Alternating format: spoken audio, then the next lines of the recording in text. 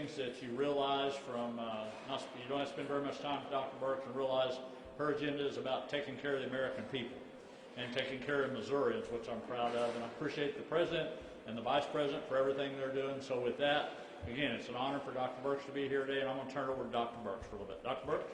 Great. Thank you, Governor. What a privilege to be here in Missouri. Spent the last 2 days driving around the highways and byways of Missouri. We find that that is really critical to really experience how Missourians are living with COVID and really understand that. Here in Missouri, spent the last 2 days driving around the highways and byways. We really had great conversations with the governors to really experience how Missourians are living, and it's been a privilege to be here. I think many of you know that we spent the last Memorial Day driving around the highways and byways. We really had great and different from the outbreak in March and April, and that's why it's really important that Missourians understand that. The outbreak in March and April was very large metros in the United States, from Detroit to Chicago to Boston to New York to Philadelphia to Baltimore to Washington, D.C. This particular outbreak that began after Memorial Day was really a reflection of Americans moving into summer and traveling around the country. And so across the South and up the West Coast, from Washington down to California, from Arizona across to Florida up to Georgia and South Carolina, we saw a diffuse spread of the virus. First among asymptomatic young people primarily, and that's why it was only visible by increasing what we call test positivity. The ability to really see that the number of people in that particular state or county had an increased test positivity. We've been working across the South. This was my 20th state to be in. 8 weeks ago, we began publishing what we call the Governor's Report. These are reports directly to the governors every week for the last 8 weeks, and obviously we still continue to have the Vice President or the President's led calls with each of the governors every single week. But the President and Vice President wanted me to go out state by state and really meet with communities and leading officials, mayors, and governors to really understand what was happening in their state and understand how to improve mitigation against this virus. The work that the governors have done across the South has changed the test positivity in the cases across the South. But we noticed starting the end of June into July, the virus began to creep up into the next set of states, and a creep across into Ohio and Indiana, and now Chicago and Illinois, and across many of the Kentucky and Tennessee. And so this particular trip was very much focused on going from Iowa to Nebraska to Kansas to Oklahoma to Arkansas and now up to Missouri. We've seen increasing test positivity in cases in Oklahoma and Arizona, and we met with those governors and understood in deep detail what they were doing to mitigate this virus. And we see in the states right above that, of which Missouri is one, some increasing in cases and increased test positivity that is now starting to stabilize. We wanted to really understand what each of the governors and mayors were doing, what the plans were if additional mitigation was needed, and to really understand the precautions taken in schools and nursing homes and colleges and universities. In each of these states, we come back with amazing ideas that the governors have instituted. And what I have learned from talking to governors across this great United States is when they come up with a fantastic idea, they believe that every other governor is doing it. And so they don't think it's a big deal. This box-in strategy that has been being used here in Missouri, I think really is an important example of how to really protect the vulnerable individuals. And when you see how Missouri has done with their long-term care facilities, when you see what they've done with the VA care facilities, it's really an important critical message. In Arkansas, we saw a really incredible practice on a COVID booklet for parents and children going back to school, to really inform the children and families about what COVID-19 is, and really bring that family up to a knowledge of how important masks are, how important social distancing is. And I think my fundamental message to everyone in Missouri is we have a habit of looking at an institution where there's a test positive case. And we don't look back and say that case came from the community. And so all of us across Missouri, Kansas City or St. Louis, whether you're in Springfield, Joplin, or Jefferson City, whether you're in Branson or at the Lake of the Ozarks, our job in each and every community is to decrease viral spread and a clear pathway forward together to control this virus. What does that mean? We need every American and everybody in Missouri to be wearing a mask and socially distancing. What does social distancing mean? It means that we're asking every citizen to not have large gatherings in their backyards until we have an effective vaccine. To really curtail those gatherings when you bring people together, because we know there's amazing asymptomatic spread. And throughout the South, we have seen in rural areas and in urban areas, which are equally impacted by this virus. Remember, in Alabama and Mississippi and the parishes of Louisiana, over 95% of the counties are impacted. That is not the same in Missouri. You have some counties here with very low case numbers. You have counties with under 5% test positivity. Every person needs to really ensure that they're not infecting another, and that means we can't have these large parties because of the level of asymptomatic spread. I know we all want to believe our family members or our neighbors couldn't possibly have COVID. I can tell you across the United States that they do, and it doesn't matter if you're in a rural area or an urban area, they do. They don't know they're infected, and they're spreading the virus to others. We've seen parties in Texas where 150 out of 150 people were infected, an outdoor party. So this is what we need to do together, because together if we decrease community spread in this common sense pathway forward, we can have the schools open, we can have the universities and colleges open, we can have the sports teams. But we all have to do our part to get these cases down, no matter where you live in the United States. So I will stop there and take your question, but I just want to conclude by, again, thanking the governors and the governor's staff for the really privilege to be here, to hear from them, to learn from them, and to take these ideas back onto our governor's call that is just a few hours from now. So thank you. Yeah, you can go. Yes, good morning, Dr. Birx. Thanks for coming today. I'm kind of hiding back here behind these cameras. I see you. I know. Missouri was one of the last states to shut down and one of the first to open back up again, and there is no statewide mask mandate. The governor has said part of the reason is our population diversity, I guess, with ultra-urban and very rural areas, and so one size doesn't fit all. What is your message to the governor here and to all of us, I guess, as far as how we've been doing? Well, what I have learned across this country is every governor and every mayor is fiercely protective of their citizens. And what I've learned from this governor is that really the fact that Missouri has different, we drove through towns across the mountains that had 157 people who lived there. And so getting a message to them to really understand how to protect one another is very key, but also understanding the unique situation of these isolated mountain communities and these isolated rural communities. What I discussed with the governor is what I think is an excellent example from Texas, who had similar, very rural areas that were not impacted as greatly as some of the more urban areas, and small metro areas, which I just described about Joplin, Jefferson City, and Springfield. And what the governor of Texas did is in any county that has more than 20 cases, had a mandate to really make it clear that you're following the data. And I want to really reassure everyone from Missouri, the data that was presented today by the group led by the governor is identical to the data that we have. And I think that's really critically important, is they're on top of their data, they know where this virus is, what they're doing to stop the virus, and I think that was very reassuring. So we discussed what some of the other governors and states are doing that are in similar situations. Now in states like Mississippi or states like Alabama, where 95+% of counties have active community spread. That's why they did a mask mandate. Missouri has less than half their counties in that situation.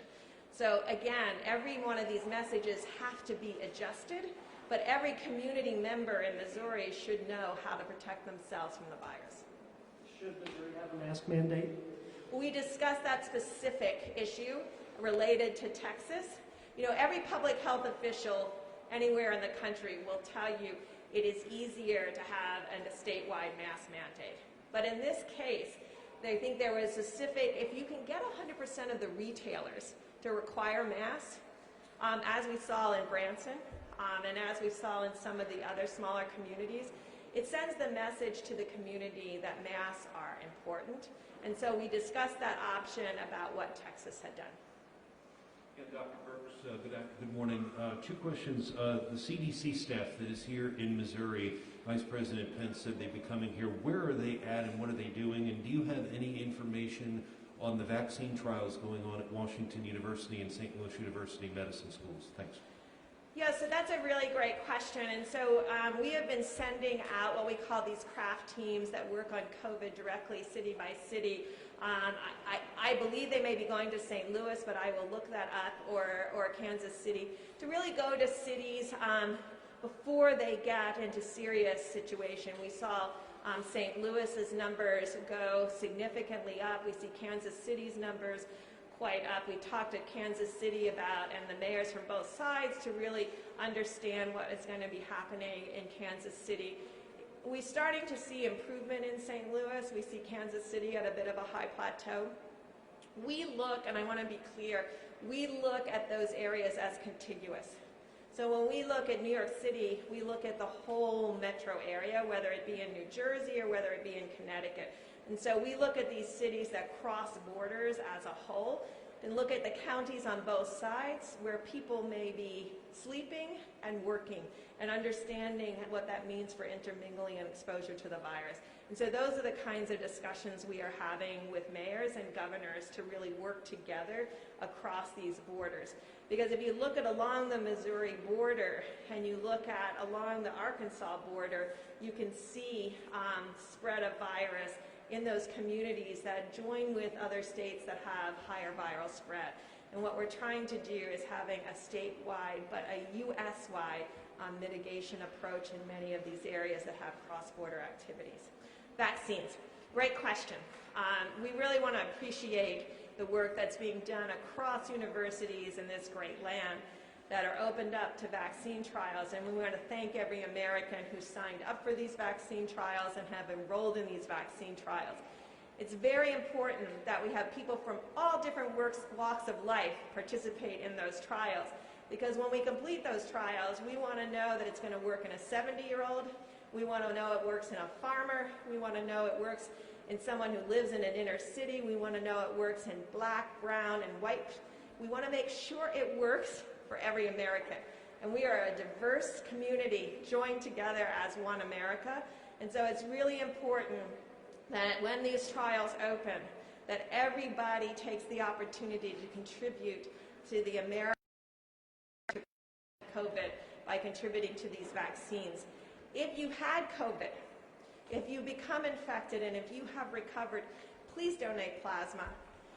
We've been working on increasing plasma donations. We think it's an important therapeutic. We are working on the data to really prove that it's a critical therapeutic. We're collecting that data from around the United States. But I really want to thank people from Missouri that are participating in vaccine trials. You are helping all of America. And for those of you donating plasma, thank you. Thank you. You are saving lives of others.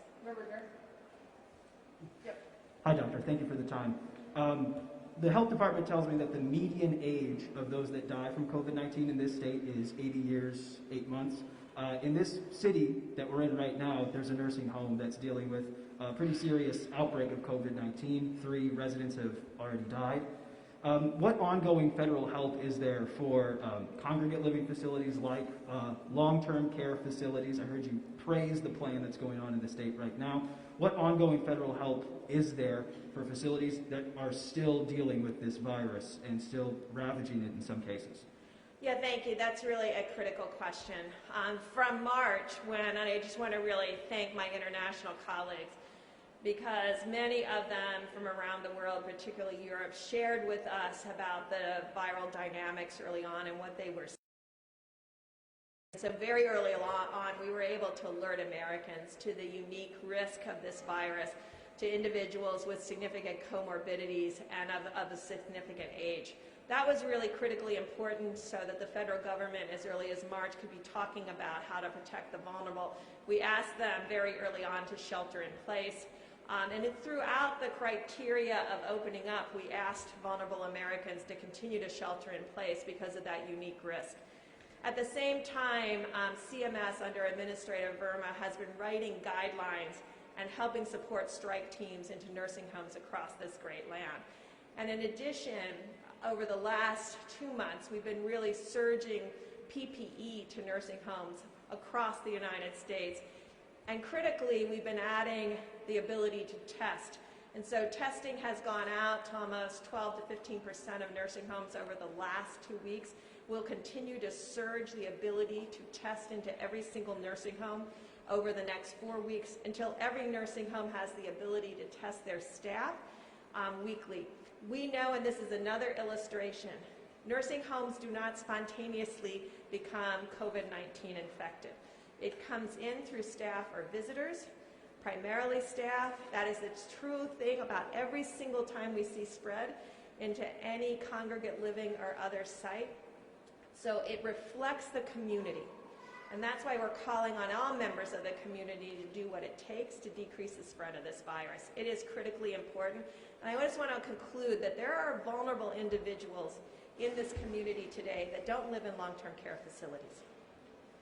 There are individuals with significant cardiovascular disease, renal disease.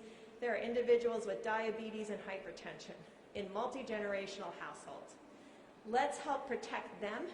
At the same time, we protect those in the nursing homes by ensuring every day that we're decreasing the community spread of this virus to protect Missourians, whether they're living in a nursing home or living in a city or living in a rural area, but have comorbidities. One last question. Dr. Birx, welcome to Missouri. I was just like to ask you, we have a capacity limit at I'm over here, this side.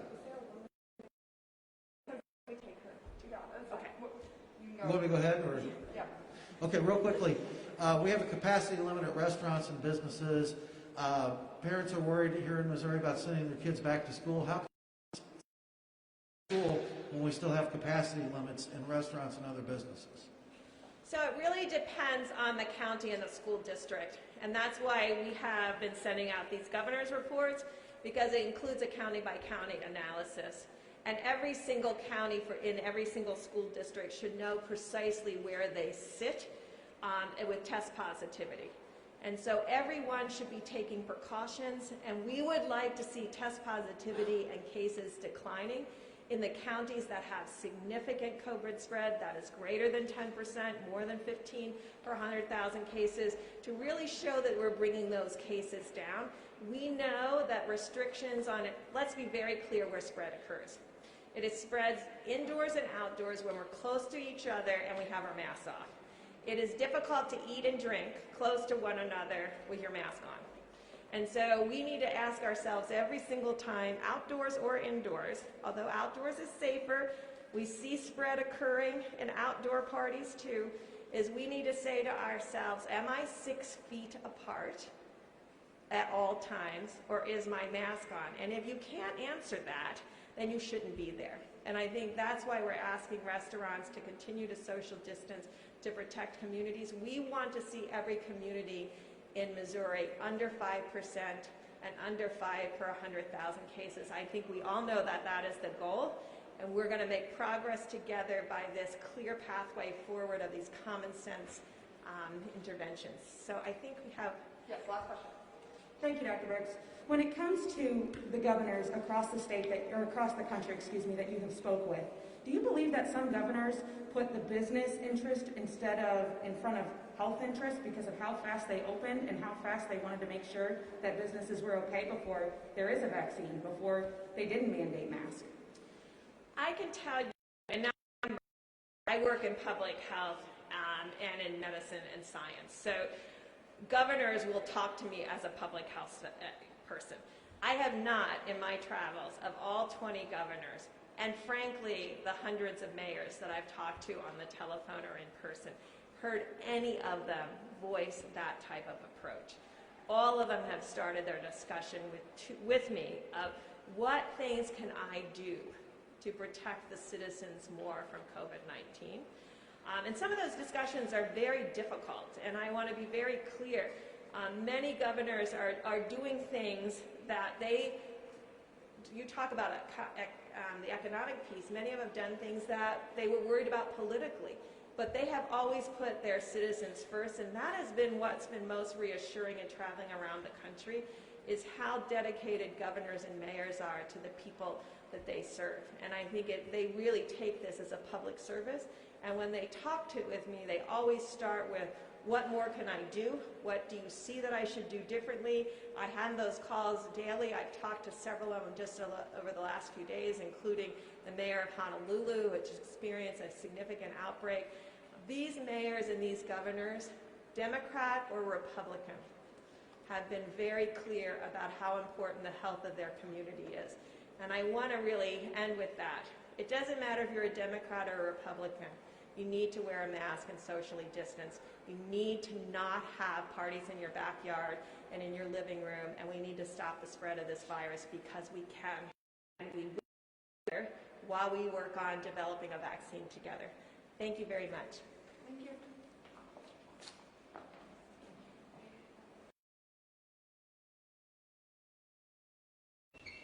All right, before we get into briefing day, Dr. Williams is also here today on the COVID-19 briefing, but first of all, I want to talk a little bit about the economy real quick before we get to COVID-19.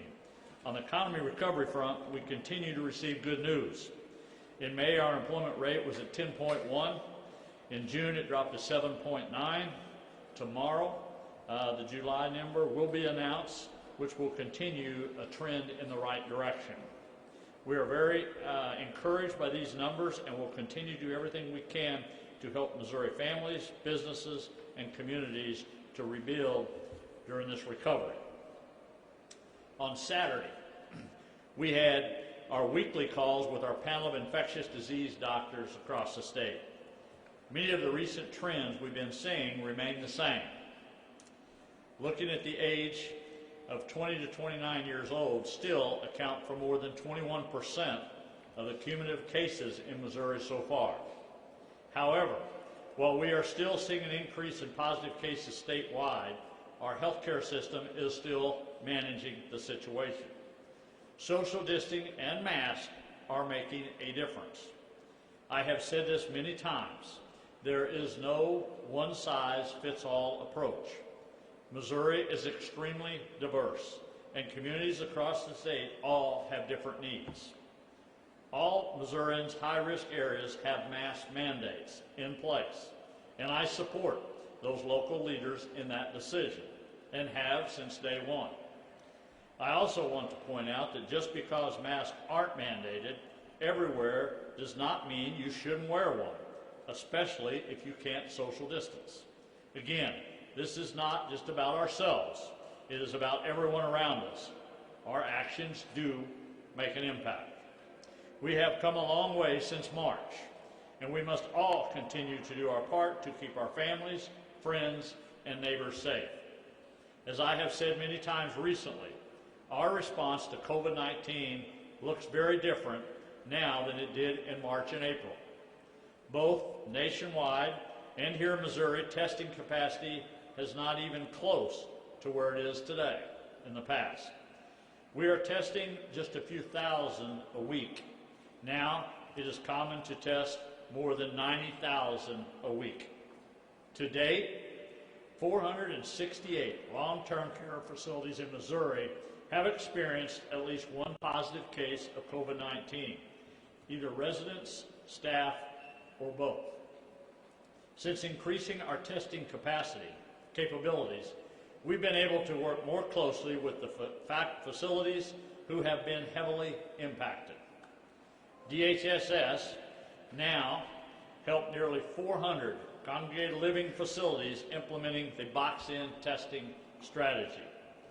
The idea of this strategy came from a call with Dr. Birx, who you just heard from, and focuses heavily on testing, contact tracing, isolation, and quarantine.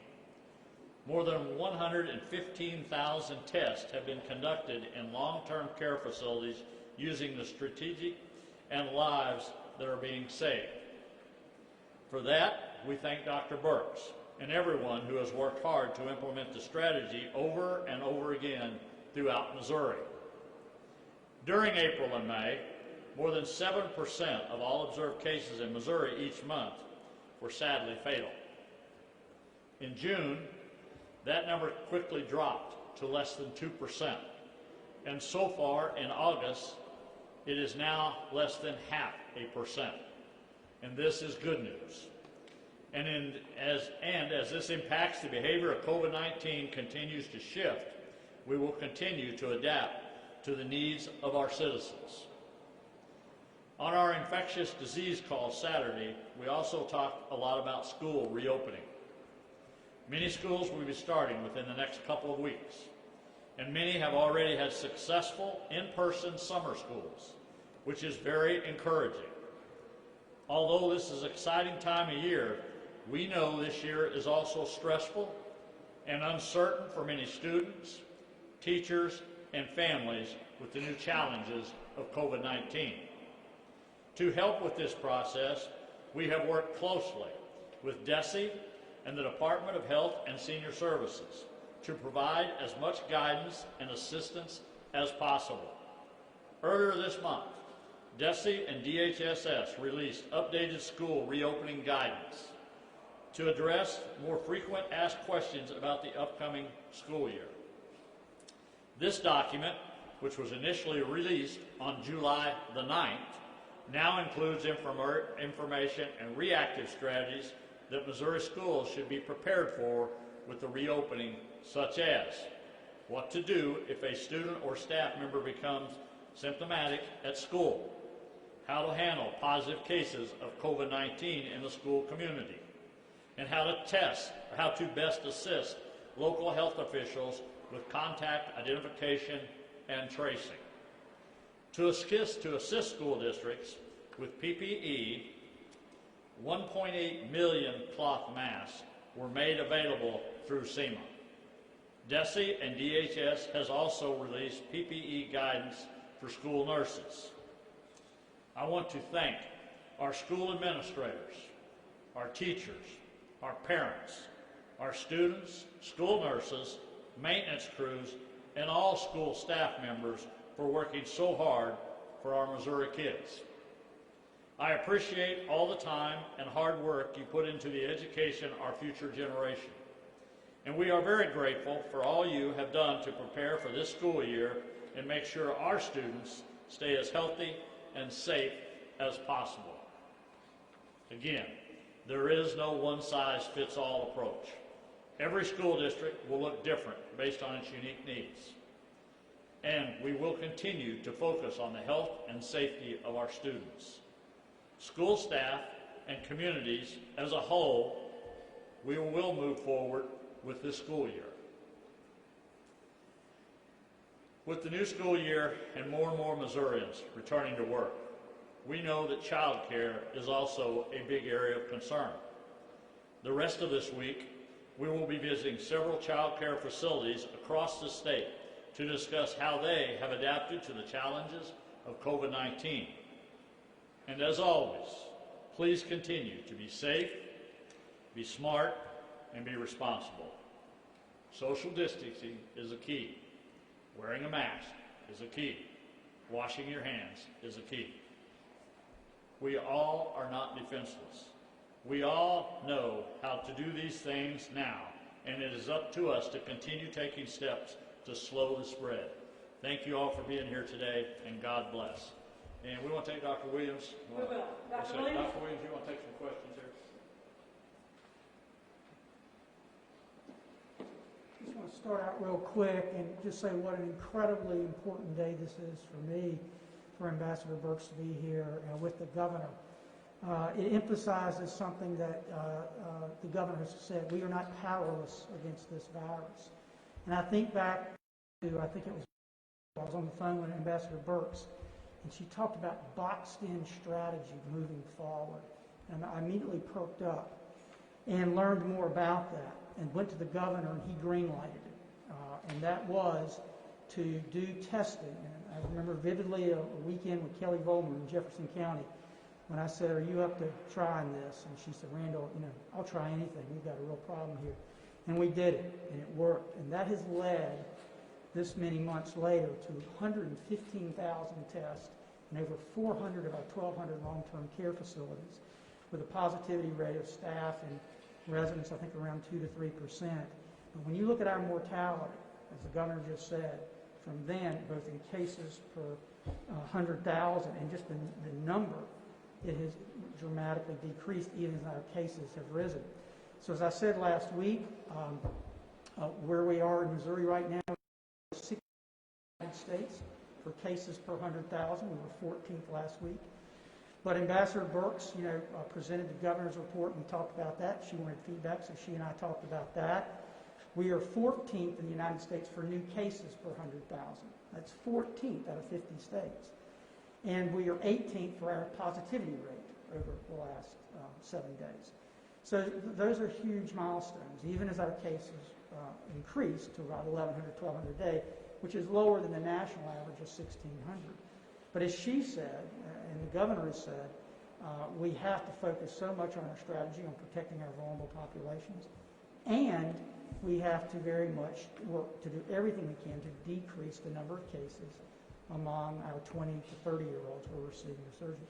I will say this, Ambassador Birx, as great as she has been for the state of Missouri, she did leave with 2 Kansas City Chiefs face masks, which we bought her, and we got her 2 scarves. She loves her scarves, so she now has a University of Missouri scarf and a American flag scarf. So I hope everybody will be watching TV. She said she'll wear them, so when you see either the American flag or the University of Missouri, just know that came from the state of Missouri. And with that, I'd be glad to answer any questions. Okay, right there. Sir. So Dr. Birx talked a lot about St. Louis towards the end of July. Over here. Thank you. Yep, no problem. I appreciate it. Yeah, so she talked a lot about Missouri towards the end of July and the positivity rate. It really stressed that since then, the presumptive numbers have skyrocketed as far as just the positivity rate goes. Did you guys talk about a strategy to fight that in a city as big as St. Louis or Kansas City? Yeah, thank you for the question. We talked about the fact that last week 45% of our cases in Missouri were in 3 counties: St. Louis, Jackson, and St. Charles. So for the whole state of 6.1 million, 45% were in 3 counties. And so the craft team that she mentioned was in St. Louis about 10 days ago. They were previously in Kansas City. And again, that is ASPR, HHS, CDC, everyone. And the message there was that we really need to increase our testing, especially in northern St. Louis, continue to do that. But that we also test very specifically on 20 to 30-year-olds. As we push this out, we just see more and more they go out symptomatic, they don't wear a mask, they don't social distance. She had a great point. I don't know if you heard that, but the fact that they go out, and then when they do that, at least we would hope they would get tested quickly. But anecdotally, I have to tell you that I'm getting reports back that they're not getting tested on purpose because they don't want to go through the circumstances that might create. And so that saddens me because, as she said, that judgment leads to other consequences among a lot of other people. I was talking to somebody this morning who was going to get tested, and I said, well, better you're positive than to find out 2 days from now you're positive and have to call 30 of your friends and go, oh, by the way, you're now quarantined. So my message today for you is we really want young people to get tested. If you've been in a situation or you know of a situation, think of those around you and please get tested. Thank you for your question. Philip. Hi, Dr. Ryan. Hey, Philip. From your experience with nursing home outbreaks in the state so far, when COVID does get into a facility, how does it spread within the facility usually? Yeah, to be a little bit anecdotal, Philip, I think really two mechanisms. One is usually introduced by staff, so that staff is seeing other people. And then also, if they're not identified quickly enough, they are in congregated facilities. They're around each other. And so the key, as we found out with our boxed-in testing, is to get in real quick and test everybody, and then isolate and... Is it just that close quarters nature, or is it through not wearing PPE or not washing hands? Is it? I believe it's just the congregated nature of it. I mean, if you look at prisons, nursing homes, cruise ships, it literally is being that close together, I think, is what really drives it, even in other environments. All right, sir. Thanks, Philip. Thank you. Back to schools, if I could. Yes. Each district has kind of made their own plan with guidance, certainly, from your office and from the state. However, what is your discussions with DESE or even MSHA on sports? I know sports is such a big part of the school experience, and there seems to be even differences among conferences, school conferences, of what they're doing. And you see that nationally among the football conferences. I've talked to both. We've had good conversations with both. Often the easiest path is not the best one. And so the easiest path would just to be close anything or everything as far as sports is concerned.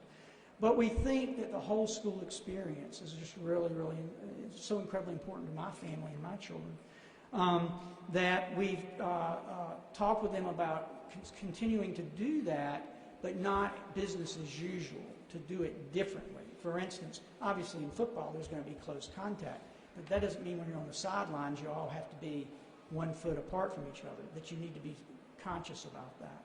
So we think, and it's just not sports, there are other things like band and choir and clubs and things like that, that we think are so much part of building students' character.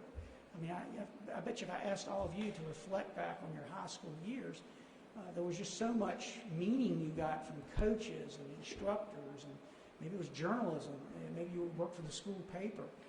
We just think that's such a big part of education and character development that we are doing everything we can because we think it's so important to try to make it happen.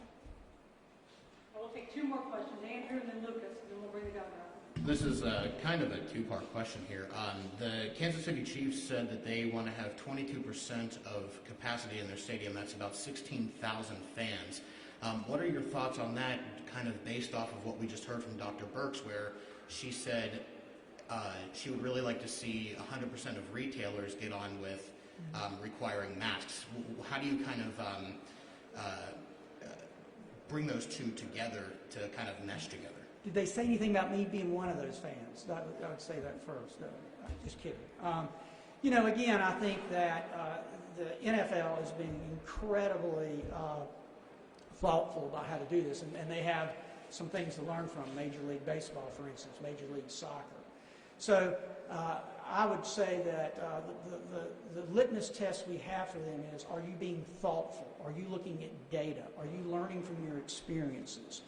You're just not throwing the ball out and pretending it's business as usual. And so you would say that my sense is, and I know they've been in conversations, that they're being incredibly thoughtful about that. And so I would affirm that. But my litmus test was, do you have data? Are you learning from others? Are you really thinking this through? And kind of my second point on all of that is, with Dr. Birx saying that 100% of retailers should really kind of get on board to reinforce the importance of wearing masks in the community, is it something that the state is looking at to try and have businesses and restaurants that aren't requiring them, like say in some of the tourist areas like the lake, to require faculty and people shopping or dining in to wear those masks? No, it's not at this time for sure. Again, I just mentioned 45 or 50% of our cases are in 3 counties. And so one thing the ambassador talked about that I found fascinating was she's been around to 20 states, talked to 20 governors. So she's a huge resource for information. And she says one thing you have to be careful when you talk about this, when you try to put a one-size-fits-all. I think she said it 3 times, so I really wrote it down. It's just COVID fatigue, that people become very fatigued if you're too draconian in your requirements, so that when later they might be needed, for instance, when your cases go up, they're so worn out that when you need them to do it the most, they just simply are worn out. She talked about that. So I think we try to be very judicious and thoughtful and not have a one-size-fits-all, partly because of that idea that one always needs to marshal your resources to where the needs are. All right, final question. Lucas? Hi, Doctor. Hey, Lucas. Will you be making any changes to the way the health department tackles this virus because of your talk with Dr. Birx today? That's a great question. I've got to sit back and reflect on it. Next time we meet, I'll follow up with you on that. I found her comments, just because she's been to 20 states and shared those. And we think there's so much to be gained in a novel emerging virus from learning what others are doing. One thing she talked about that I'm very interested, she was very enamored with the Arkansas book that went out to all school-age children, both for their parents and the students. And her enthusiasm for that kind of made me enthusiastic. So that's one thing I'm going to talk to you about with Margie today, to take a look at that booklet and see if that's something that might work for Missouri. So that would be one example. Thank you all. Thank you, Dr. Williams. Governor Parson. Jessica. Hi, Governor. Dr. Birx recommended kind of following the Texas strategy with implementing a mask mandate in counties with like 20 or more active cases. Is that something you plan on doing? Yeah, let me just say this, and it kind of goes with the question that was just asked to Dr. Williams. I think every day this can be a moving target. I think you need to be able to make changes with the data that you receive and where we're going in the state. So when you see what Texas did, I think that's a great model. They took it on a percentage base to decide when you tell people to put a mask on, when you mandate that, depending on the data that you're driven. And I think that's one thing we're always looking at. We know in the state of Missouri where our high areas are that are already mask mandated. We already know that. So a lot of areas like that comes out of the decision process when they're already doing it. So then you look at those counties out there that may be in a rural setting. What's the healthcare system there? How many people are really affected? What is the real cause of that? But you have to look at all of that in Missouri. I mean, you can't base everything on just rural Missouri, and you can't base everything on Kansas City and St. Louis. There's just so much in between there. So, but I think a lot of things, Dr. Birx talked about are good things to see what other governors are doing. I think the one thing that she'll stress to you that she stressed every meeting today was personal responsibility. And given in a college town, let's just say you want to shut the bars down at a certain time, or you don't want kids to go to a bar. They're going to go somewhere. We all know that. Truth is, they're going to go somewhere and they're going to hang out and stuff. What is the responsibility when they do that, knowing that the possibility is they're the ones spreading that? Are they going to go get tested 4 days later? Should they be tested 4 days later? Which I would say they probably should, if they're going to put themselves in that environment, and to make sure you're not spreading that to the families and the communities. I think the one thing we learned from Dr. Birx, one of the things I learned today, you have a tendency sometimes to look at whose fault this virus is. And it's a virus at the end of the day. And it's being spread by our own communities wherever we live. No matter where you live, the virus is sure the potential to be out there. So I think you have to be aware of that. And it comes back, again, to a lot of personal responsibility. What are you willing to do for your neighbors, for your families, and for your friends? Okay, right here, sir. And you mentioned the one thing that you took away from Dr. Birx. Is there one piece of advice that you would implement in the state of Missouri that she gave you today, in particularly in the city of St. Louis as well, or what's the? Well, again, as the governor, you've got the whole state to deal with. It's hard to just say, what would I do in this little pocket right here? Right. So I would say the real big takeaways, I think, from Dr. Birx today is this really comes down to responsibility of all of us as individuals. I think that's one of the things you really see. You can have the guidelines all day long, which I agree with, having guidelines, no matter who that is or what that is. But at the end of the day, somebody's got to take those guidelines. We do, as Missourians, and got to say, are we willing to do that? Are we willing to give up social gatherings? Are we willing to give up the social distancing, or are we going to continue to do that? I think that's one of the things it comes down to. When you look at what Dr. Birx was showing you today of the southern states, the map of the southern states, and you really see from Arizona, like she said, to Florida, you know, we've been very fortunate to this point. We truly have in Missouri. Now, we've had our share of hot spots, don't get me wrong. And I know those numbers in those areas that Dr. Williams said. But when you look at where Arkansas was, Texas was, Illinois was, all our surrounding states, the numbers were going up, extreme problems. You know, but the reality of it, you know, you're in the middle of that.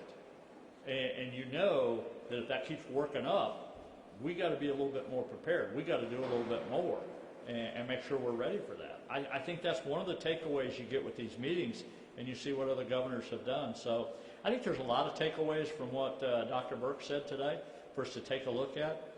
But the one thing I'll also say, it's very important that you understand the data, not just a reaction because what's politically popular. You need to really base decisions on data. Whether it's in St. Louis is totally different than Douglas County or Wright County. It's totally different. So you've got to be able to look at that. And as governor, I got to be able to take those counties and I got to look at the big cities and figure out where does Missourians want to be in this. Governor Parson, I'm going to switch gears on you here. We're going to go to special session.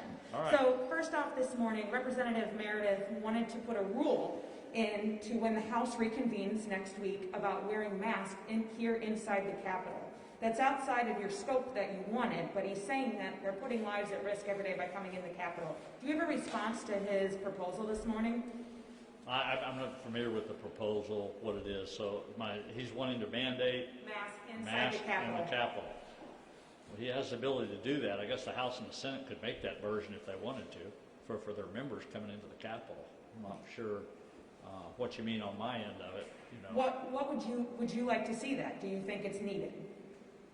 Oh, I think the legislatures, you know, they didn't make the decision whether they're going to mandate it in the Capitol or not for their own bodies. I mean, you got to be pretty careful with that, from the executive branch to the legislative branch of what they do. You know, I wish it was easy enough they just do what I tell them to do all the time. But the real world don't work that way. But that's up to them. If they want to mandate their own House to do that or their own Senate to do that, they're welcome to do that. I don't have a problem with that. I said all along. Hi, Governor. I apologize if I missed it. Any update on Missouri's participation in the federal unemployment program? I know the state was approved for that from the President's executive order earlier this month. Will the state be participating in that, putting money toward it? I believe we will. I believe we will. We're working on the guidelines on that right now, but I think that's very important to us. I think early on we were one of the first states that applied for the unemployment. Again, we were one of the first states to receive it again just because we were out in front of most of the other states. So I think what we're looking at is those guidance. How are you going to do the 300 versus what are you going to do with the 100? And I think that's what we're going to look at. You know, how you pay for that 100 side of it versus the federal government, how we're doing it. But we got people looking at that right now. My staff's looking at that, trying to figure out a solution for that. We'll take two more questions, Lucas. So we'll go to you and then Emily. You're supportive then of putting the $100, by the sounds of it, toward that program as well. We're trying to find a way to do that. We're trying to find a way to do this as long as we can afford it and do it. But you know, I will also remind, you know, we're in a little bit of not the best financial situation. I mean, you know, we're going through a little bit of tough times here. But again, I'll go back to what I said earlier. If the economy keeps kind of going where it's going, unemployment numbers keep going, you know, it makes those decisions a little easier as we get that information. Back to special session one more time about concurrent jurisdiction this time. The other bills have moved forward, and today they're all being heard in Rules Committee, but there's still nothing about this concurrent jurisdiction bill. What is your thoughts on that? I hear that the House kind of has cold feet to bring it up. Well, you know, I'm not sure what it is. I was kind of hoping we'd get, especially the 1 through 6, I was hoping we'd get them done fairly quickly. As we know, that didn't quite happen that way, but it's okay as long as we're moving forward on it, on those two things that really is going to make a difference for our law enforcement officers. The jurisdiction, I think the one thing that a lot of misinformation out there about that is people read through it and want to put a little bit of a political spin on it. But the reality of it is, I think as we talk to the legislatures, I had a call with a lot of the legislators last week. One of the things we talked about, kind of walking them through it. Because this is not anybody, the Attorney General cannot go in there and just take over cases from the city prosecutor. Number one, it has to be 90 days before anything's not filed for that to happen. And two, the local level has to ask the AG to get involved. So a little misconception out there with kind of the spin that's on this, but the Attorney General cannot go in there unless he's asked to go in there. He can't do that. So I think that ought to be out there. I think it ought to be discussion. Look, we know one thing, and I'll just use the Legends case for just what happened. The reality of it is when the federal government, the state government, and the local levels work together to fight violent criminals, there is a success and there is a path forward for that, as we just seen. We ought to all be on the same page when it comes to taking off murderers off the street. And again, I'm going to go back to what we should be talking about all times, the victims and families that are out there that normally gets left out of this process because of the political spin on it. Thank you, Governor. All right, thanks everybody for being here today. Thank you.